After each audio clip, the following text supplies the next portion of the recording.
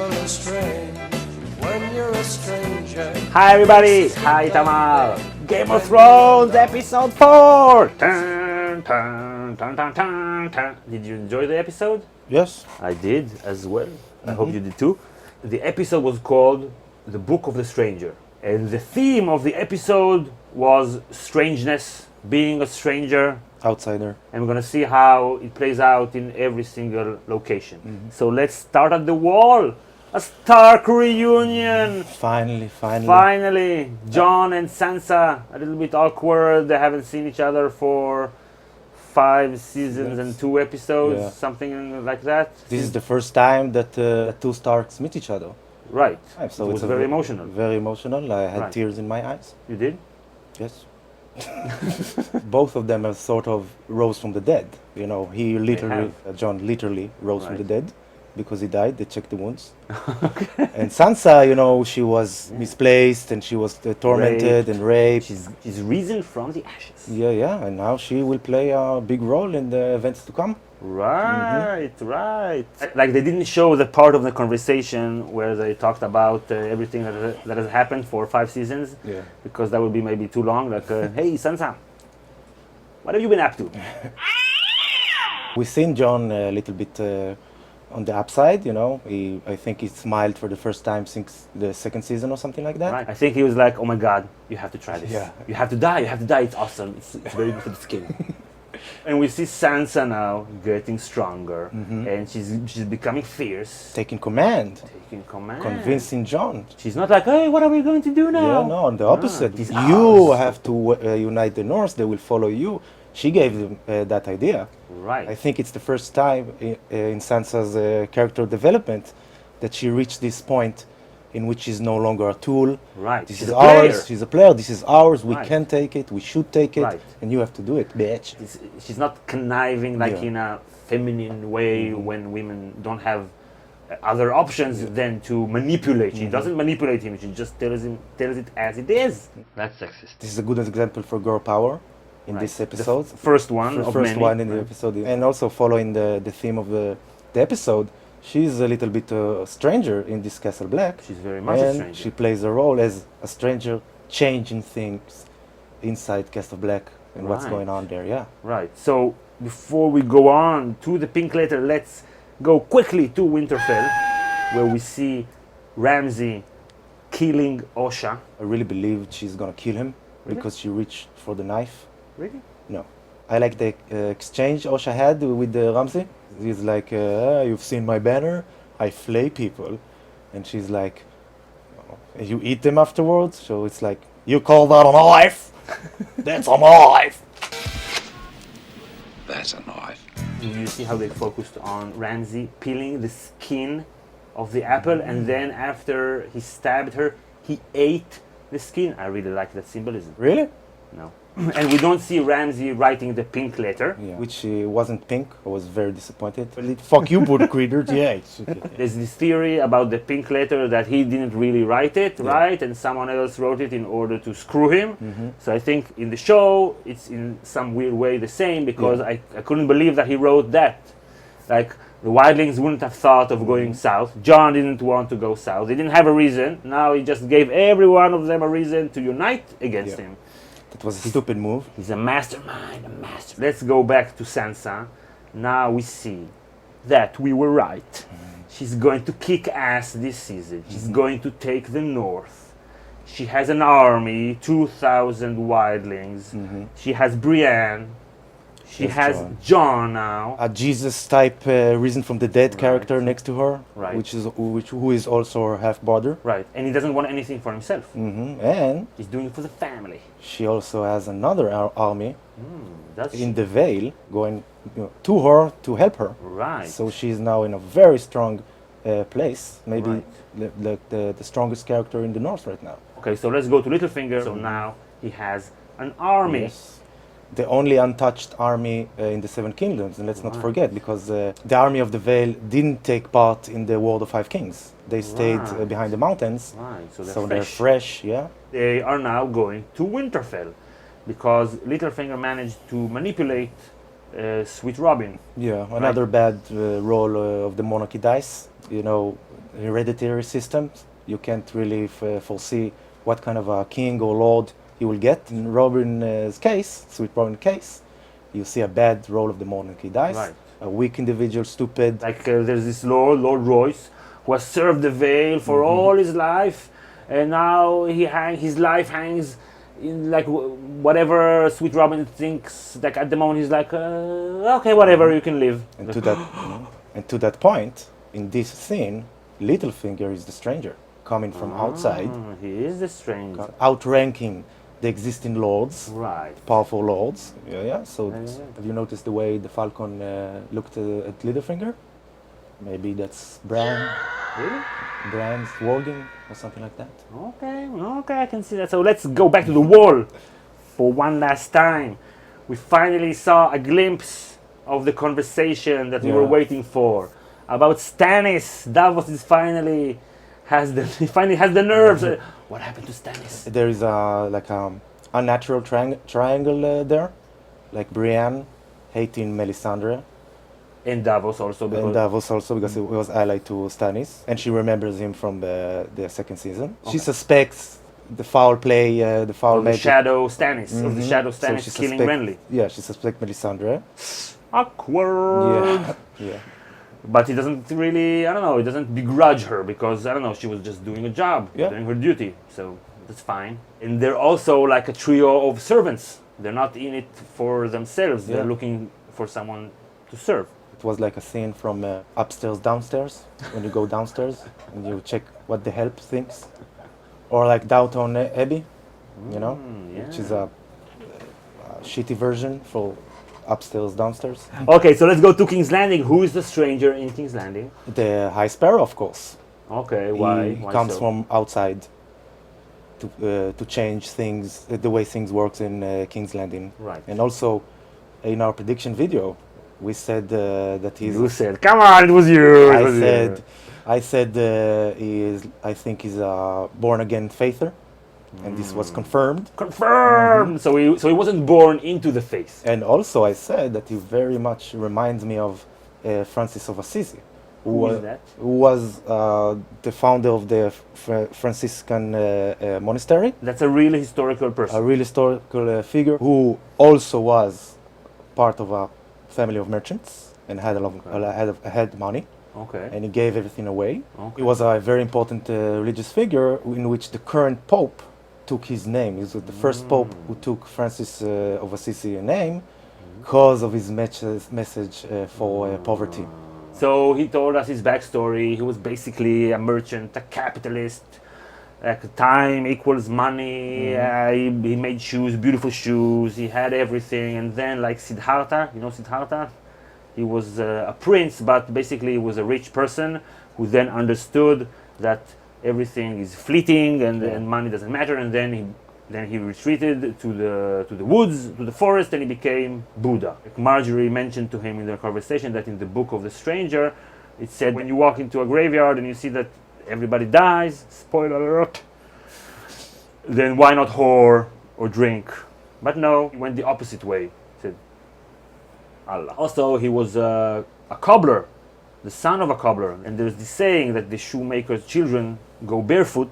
In Hebrew, actually, the phrase is the shoemaker goes barefoot. Yeah. And as he was talking about making shoes, you could see that he was walking barefoot. The show is a sign! The High Sparrow wants Marjorie to do the walk of shame, basically, Right? To repent. to repent. We see a glimpse of Marjorie meeting Loas after he Right. was doing his conversion therapy to try to pray away the gayness out of him. I think they were trying to beat the gay away from him. The actor, Jonathan Pryce, I think Incredible. he's a credible actor. He's really carrying. Shot it out of the park. Yeah, every scene that he appears, he really carries the scene. Right. He's the focus of the scene. All of his gestures, his looks. It's never too much or too little, just And the character right. itself is very ambiguous, Right. morally. Very complex. Yeah, because we're supposed to hate him because he's a religious fanatic and stuff like that. But every time he speaks, I trust him. Right. He's honest. He's honest. He's keeping it real, keeping it 100, yeah. Right. We see the establishment politicians meeting behind closed doors, talking about how to subvert the will of the people. Come on. Cersei's like, he promises them pie in the sky, fantasy, what's to replace us? We're like, Right, replace us with what? With there will what? be nothing. Nothing, yeah. So when Cersei talks to Tommen, she actually gives a reasonable reasoning for why they have to stay in power, because there has never been anything there but the High Lords ruling everything. If he wins, there will be chaos. Yeah, I don't think she understands the movement. I don't think she understands really what's going on. That's sexist. No, she's really stupid. She's really I stupid. think Olenna Tyrell also knows Right. that, and she's a woman, so that's not sexist. She's like, yeah, I have this brilliant plan. You know, me and Jaime, we have this brilliant plan. You take the Tyrell's army, our enemies, bring them here to King's Landing. And Olenna's like, yeah, that's a good idea, Cersei. yeah. And she's like, wow, she's really stupid. She's really stupid. Why? Cersei doesn't understand really what's going on with this movement of the High Sparrow. Kevin understands it more to the point, because he says, you cannot kill him or something to the fact Because there will be a civil there will war. be a civil war, a holy civil war. That's a foreshadowing. That's a foreshadowing. And Foreshadowing also, for what will happen to King's Landing. and also, in this historical context, this is the first time that a High Lord like Kevin, the Hand of the King, addresses the people And their plight. and the plight as a political unit. And as a faction, right? Yeah, not like this unnamed masses that you need to keep them fed, Right. unless they will revolt or something like that. But as a faction, as a political faction, that we need to go a mile towards them, and need to negotiate with them. So they Force play the and Game of power. Thrones now. Yeah, they become a player, and they have a Okay. champion, and Kevin understands it. Cersei doesn't understand it, and Jaime's like, yeah, Cersei, whatever you say, Cersei, whatever you say. Jaime so far this season has been like an extra. He's like her sidekick. Let's go quickly to the Iron Islands, just like Theon went there so quickly. He's already there, and when he get there, and when he gets there, that's like the scene is reminiscent of the scene when he came back home in season 2, Yeah. and his father was facing the fire, and he was coming from behind. But now he's coming back very different. Yeah, he's the stranger. He's the stranger. And comes back home. Unlike his father's reaction, his sister's reaction is more like a motherly love, like looking into my eyes, raise your voice. I gave everything for you. I carried you for 9 months. Is this the way you speak to me? Oh, come on, shame. He's like, yeah, mother. Sorry, mother. And he promises her that he will help her rule. Kingsmoot hype. Kingsmoot hype. Kingsmoot hype. My hype face. This is another example of girl power. True. Speaking of girl power, Tyrion. Finally, Tyrion shed his drunken fool character and started to take care of business, Right. trying to yes. make some peace, bringing peace. into the Middle East. Yeah. Also, he's the stranger in this scene, Right. coming from outside, changing the way things works. And he's telling the natives, come on, you have to get along. You have to get along, come on. Yeah, this common sense saying that you make peace with your enemies, not your friends. It's so common sense, but if you experience it, this war, this conflict, it's a loaded sentence. Right. Because It's not so easy. It's not so easy. If you experience the conflict day to day, Right. if you're a slave, if you're whatever, if your friends are getting killed and stuff like that, Right. you don't want peace or whatever, you want revenge. Right. And you don't trust the other side. Say, hey, come on, you come from outside. You don't know them. They only understand false. Right. You like this naivety, you bring your naivety, Yeah, your from the West, yeah. your Western naivety, you don't have slaves there, you're so, advanced, yeah. Yeah. So basically, Tyrion's point is you are too much into the conflict in order to think clearly, Yeah. and you can't think rationally. So he has a point, but they also have a point that he doesn't know them, and they know them better. So it's too early to tell who was right and who was wrong. Tyrion's strategy towards the slaveholders is like a mirror image of the way his sister and brother are dealing with the same basically changes. Right. It's a mirror image because Tyrion's constituency is the deprived and disenfranchised. Right. And Cersei's and Jaime's constituency is the 1% that want to still keep his privilege. Yeah, I really liked the way Tyrion spoke to the former slaves, and one of them was Joseph Swade. Who's that?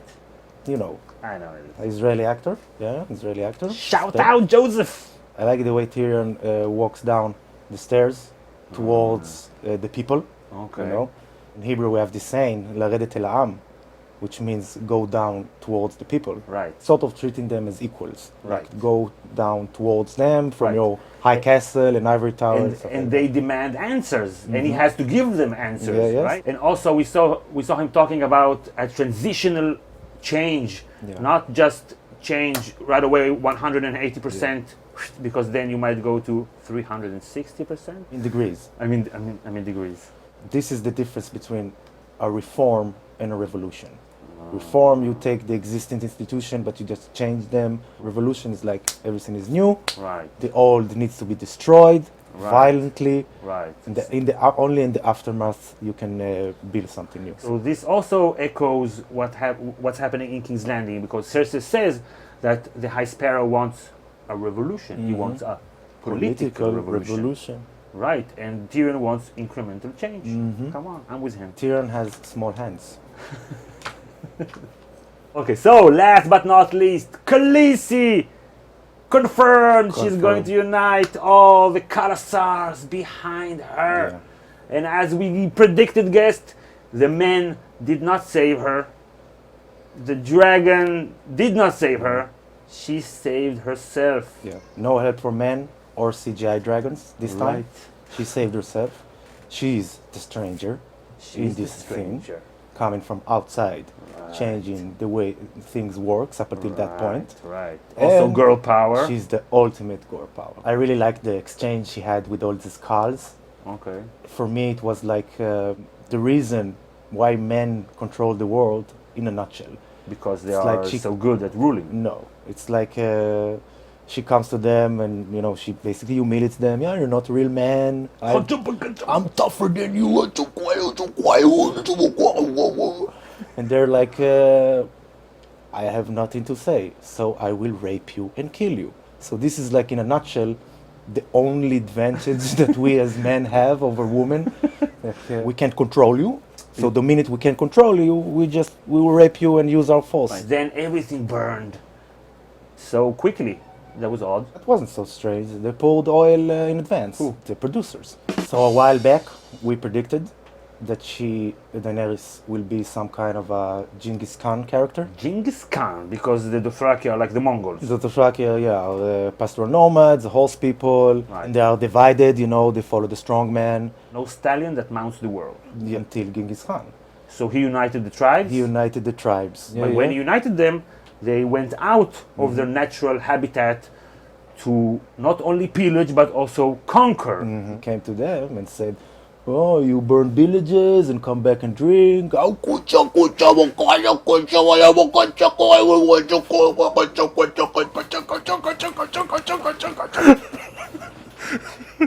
So Daenerys will become the Genghis Khan. Genghis Khan. So this is like a defining moment for Daenerys. She burned everybody. Yeah. And now she has another army. Not only the Dothraki, she has also the the Unsullied. That's how. Unsullied. And she's risen also from the ashes. Again, yeah. Again, girl power. Okay, so if you enjoyed the episode, you should click like. All your likes in previous videos have helped our videos get more views and our channel grow, so thanks for that. You should also subscribe if you want to get our episode 5 prediction video on Wednesday, and later our Daenerys is Genghis Khan video coming up. Subscribe. And also, if you enjoy our videos and you want to sponsor our channel, you want to help us and support us, we have a link to our Patreon page in the description. We want to thank our patrons for helping us out. You've been awesome. We have a lot of cool perks for our patrons. And we'd like to give a shout out to Because Geek. Hi Val. I really like her. She's smart, she's witty, she has charisma, she's interesting. I think she's been right on a lot of predictions. So you should definitely check out her channel and subscribe. Show her some love. And we'll see you all next time. Bye everybody!